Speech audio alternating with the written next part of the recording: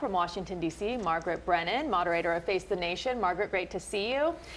Let's talk about the anthem protests. Good to be with you. They're once again happening, and they're a big topic of conversation with the start of preseason NFL football last night and then the president's tweets this morning.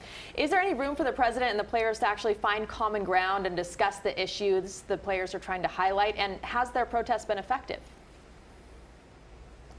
Well, it doesn't seem that the president is looking for dialogue with these tweets that he sent out this morning would echo a lot of his past statements. He is accusing those who are protesting what has been articulated, at least by players like Colin Kaepernick and others, as a statement against social injustice, not a protest of the national anthem, and specifically complaints about police brutality going back to 2016, which is when some of this way of protesting first became spoken about, and that was before President Trump came to office.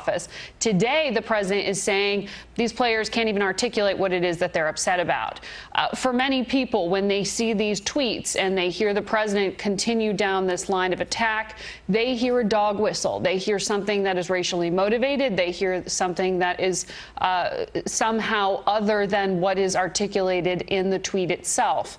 And so that is one of the themes that we will be weaving into our show on this Sunday, because we're taking a look at race in America. Remember, these protests about social injustice, they found kinship, Colin Kaepernick did, with the Black Lives Matter movement. We will have one of the founders of that, DeRay McKesson, on our program as well, along with the senator from Virginia, Tim Kaine, and Tim Scott, Republican senator from South Carolina. And Margaret, this latest back and forth over the anthem protests comes almost exactly a year after Charlottesville, Virginia, and the violence there. What has the administration learned, if anything, from the response to what happened last year? Well, the White House, the Trump administration, is not speaking publicly, or at least they haven't up to this point, about what is expected to be a large rally in front of the White House this Sunday. Those Unite the Right protesters or demonstrators who put together that rally in Charlottesville 1 year ago are bringing that message to Lafayette Park in front of the White House. So you have security here in Washington, D.C. on high alert.